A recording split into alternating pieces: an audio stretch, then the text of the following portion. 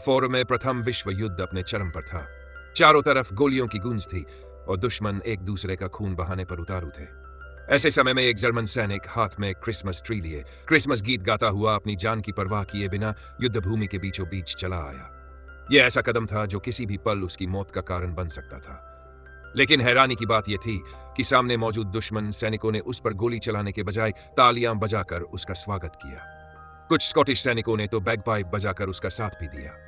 सबको लगा कि गीत खत्म होते ही वह सैनिक वापस अपनी खाई में लौट जाएगा, लेकिन ऐसा नहीं हुआ। उसने क्रिसमस ट्री नीचे रखा और मुस्कुराते हुए दुश्मन सैनिकों से हाथ मिलाने लगा। यह वही घटना थी जिसने प्रथम विश्व युद्ध के सबसे रहस्यमयी और ऐतिहासिक अध्याय क्रिसमस ट्रूस यानी क्रिसमस युद्ध विराम को जन्म दिया। कई साल बाद जर्मन सेना के एक कमांडर की डायरी से लोगों को इस घटना की असली कहानी पता चली और उसी पर आधारित यह फिल्म बनाई गई। अगस्त 1999 में प्रथम विश्व युद्ध शुरू हुआ था। फ्रांस की सीमा के पास ब्रिटिश, फ्रांसीसी और जर्मन सेनाएं पिछले 6 महीनों से लगातार लड़ रही थी। लंबी लड़ाई ने सैनिकों को मानसिक और शारीरिक रूप से थका दिया था। हर किसी के मन में बस एक ही इच्छा थी, किसी तरह घर लौट जाना। ब्रिटिश और फ्रांसीसी सेना ने फैसला किया कि त्योहार से पहले जर्मन मोर्चे पर कब्जा करके घर वापस लौटेंगे। हमले से पहले फ्रांसीसी अधिकारी सैनिकों का हौसला बढ़ाने की कोशिश कर रहे थे, लेकिन हर सैनिक जानता था कि जैसे ही वह खाई से बाहर निकलेगा उसके जीवित लौटने की संभावना बहुत कम रह जाएगी। फिर भी आदेश मिलते ही सैनिक युद्ध के नारे लगाते हुए आगे बढ़ गए। वे जर्मन खाइयों से मुश्किल से 100 मीटर दूर पहुंचे ही थे कि भयंकर गोलीबारी शुरू हो गई। जर्मन सेना पहले से तैयार बैठी थी। उनकी मशीन गनों ने आग उगलना शुरू कर दिया। देखते ही देखते दर्जनों सैनिक गोलियों का शिकार हो गए। युद्ध इतना भयानक था कि सैनिक दुश्मन तक पहुंचने से पहले ही जमीन पर गिर पड़े। जब लड़ाई खत्म हुई तब रात हो चुकी थी। ब्रिटिश और फ्रांसीसी सेना को भारी नुकसान उठाना पड़ा, लेकिन वे जर्मन मोर्चे पर कब्जा नहीं कर सके। क्रिसमस की पूर्व संध्या पर भी सैनिक अपनी अपनी खाइयों में चौकसी कर रहे थे। दूसरी ओर इस युद्ध को शुरू करने वाले बड़े नेता और शासक आलीशान महलों में बैठकर नए साल के जश्न की तैयारी कर रहे थे। मोर्चे पर मौजूद सैनिकों का मनोबल बढ़ाने के लिए जर्मन सेना के उच्च अधिकारियों ने उन्हें क्रिसमस ट्री भेजे। साथ ही बर्लिन ओपेरा की प्रसिद्ध गायिका अन्ना और उनके साथी निकोलस को भी सैनिकों के लिए प्रस्तुति देने भेजा गया।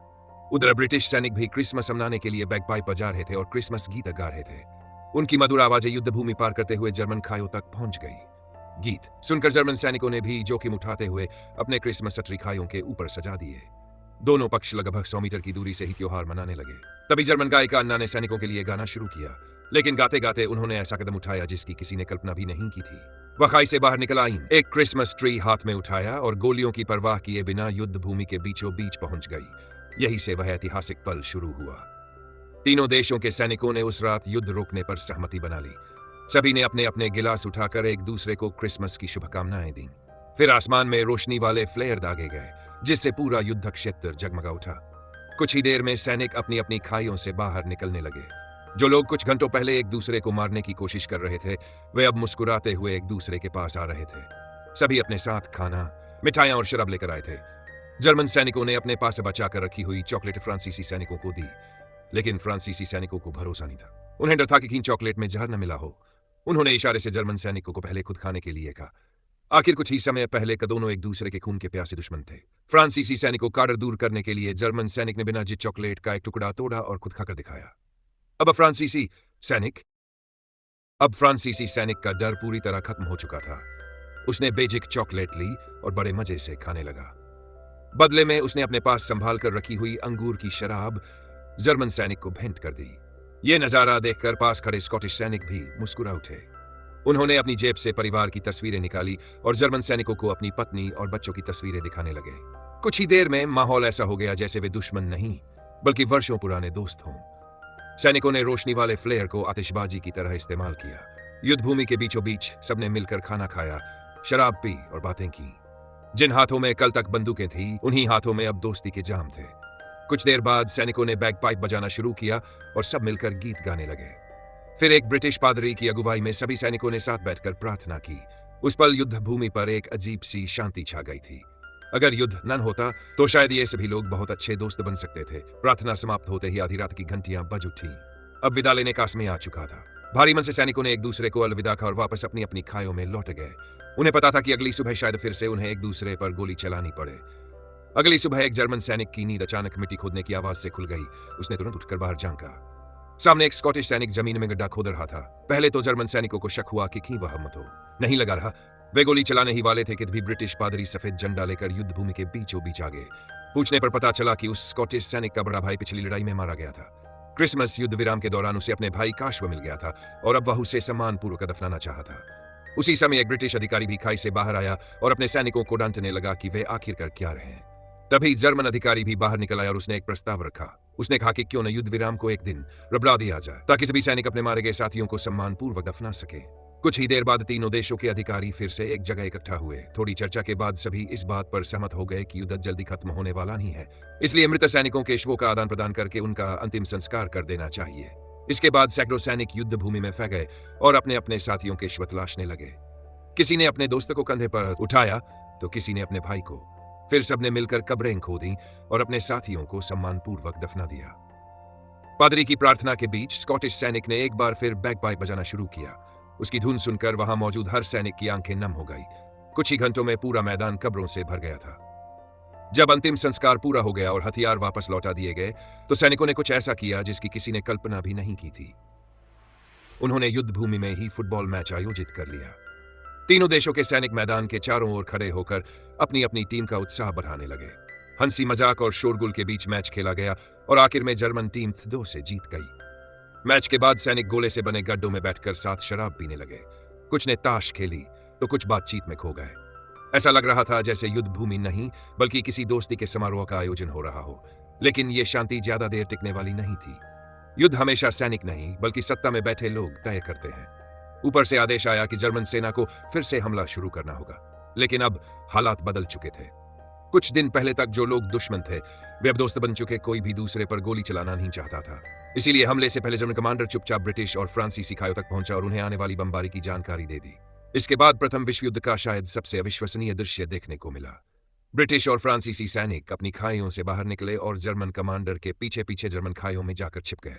करीब 10 मिनट बाद आसमान से भयंकर बमबारी शुरू हो गई। तीनों देशों के सैनिक एक ही खाई में सिमट कर बैठे रहे और सुरक्षित बच गए।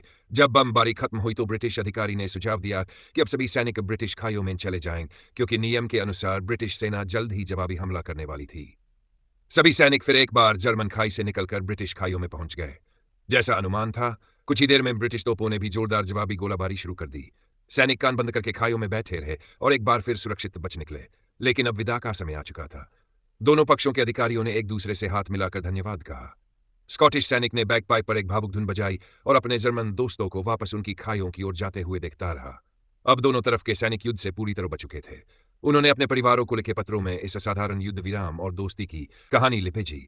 लेकिन जब एक खबर फ्रांसीसी सरकार तक पहुंची तो वहां के उच्च अधिकारी स्तब्ध रह गए। उन्हें डर था कि अगर सैनिक इसी तरह दोस्ती करने लगे तो कोई भी युद्ध लड़ने को तैयार नहीं होगा। इसीलिए सरकार ने तुरंत नए सैन्य निरीक्षकों और सख्त अधिकारियों को मोर्चे पर भेजने का फैसला किया।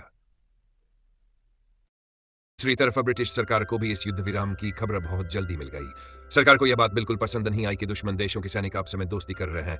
तुरंत आदेश जारी हुआ और युद्ध विराम में शामिल कई सैनिकों को वापस बुला लिया गया। उनकी जगह नए अधिकारी और नए पादरी भेजे गए। सैनिकों के दिलों में फिर से नफरत भरने के लिए नया पादरी मंच पर खड़ा हुआ जोशीला भाषण देने लगा। वह हर रहा था कि जर्मन चाहे अच्छे हो या बुरे, जवान हो या बूढ़े, सभी दुश्मन हैं और उन्हें खत्म करना ही होगा। कुछ ही दिनों पहले जिस युद्ध भूमि पर दोस्ती और इंसानियत की मिसाल कायम हुई थी, वहां अब फिर से मौत लौटने वाली थी। एक दिन स्कॉटिश सेना के नए कमांडर ने देखा कि एक जर्मन सैनिक अपनी खाई से बाहर निकला है। उसने तुरंत अपने सैनिकों को गोली चलाने का आदेश दिया। लेकिन हैरानी की बात यह थी कि कोई भी ट्रिगर दबाने को तैयार नहीं था। कमांडर बार बार चिल्लाता रहा, गोली चलाओ, तुम लोग इंतजार किस बात का कर रहे हो? लेकिन सैनिकों के हाथ कांप रहे थे। वे उस आदमी को पहचानते थे। कुछ दिन पहले तक वे उसी के साथ बैठकर खाना खा चुके थे। आखिरकार मजबूर होकर एक सैनिक ने अपनी राइफल आसमान की ओर करके गोली चला दी ताकि जर्मन सैनिक समझ जाए कि खतरा है और वह तुरंत वापस लौट जाए। लेकिन यह देखकर कमांडर गुस्से से आग बबूला हो गया। उसे लगा कि सैनिक उसके आदेश की अवहेलना कर रहे हैं। तभी अचानक एक और गोली चली। सबको लगा कि जर्मन सैनिक मारा गया है। लेकिन जब लोग दौड़कर वहां पहुंचे तो सच देखकर सभी सन्न रह गए।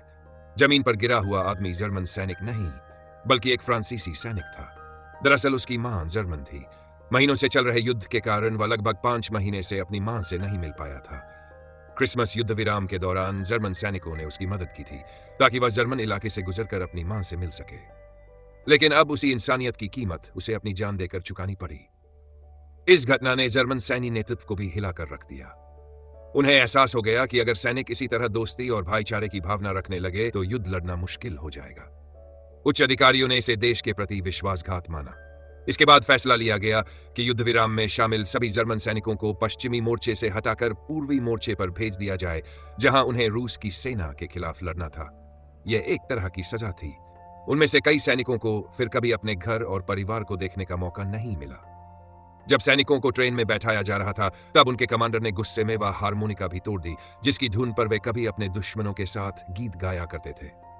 लेकिन हारमोनिका टूट जाने से उनकी यादें नहीं टूटी। जैसे ही ट्रेन धीरे धीरे स्टेशन से रवाना हुई, सैनिक एक बार फिर वही धुन गुनगुनाने लगे जो उन्होंने उस ऐतिहासिक क्रिसमस की रात साथ मिलकर गाई थी। युद्ध इंसानों की जान ले सकता है, उन्हें उनके परिवारों से दूर कर सकता है, लेकिन वह उनके दिलों में छिपी शांति की चाह को कभी खत्म नहीं कर सकता। यही इस कहानी का सबसे बड़ा संदेश है कि कभी कभी इंसानियत नफरत और युद्ध से भी बड़ी साबित होती है।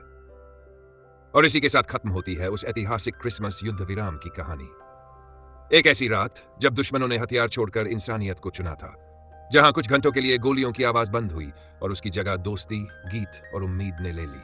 लेकिन अफसोस, राजनीति ने फिर से युद्ध को जिंदा कर दिया और जो सैनिक एक दूसरे के साथ हंस रहे थे, उन्हें दोबारा एक दूसरे के खिलाफ लड़ने पर मजबूर कर दिया गया। फिर भी उस क्रिसमस की रात दुनिया को यह दिखा गई कि इंसान के दिल में शांति की चाह युद्ध की नफरत से कहीं ज्यादा मजबूत होती है। अगर आपको यह कहानी पसंद आई हो तो वीडियो को लाइक करें, चैनल को सब्सक्राइब करें और कमेंट में बताइए, अगर आप उस युद्ध भूमि में होते तो क्या आप भी दुश्मन से हाथ मिलाते? ऐसी ही दिल छू लेने वाली सच्ची और अविश्वसनीय कहानियों के लिए जुड़े रहिए। मिलते हैं अगले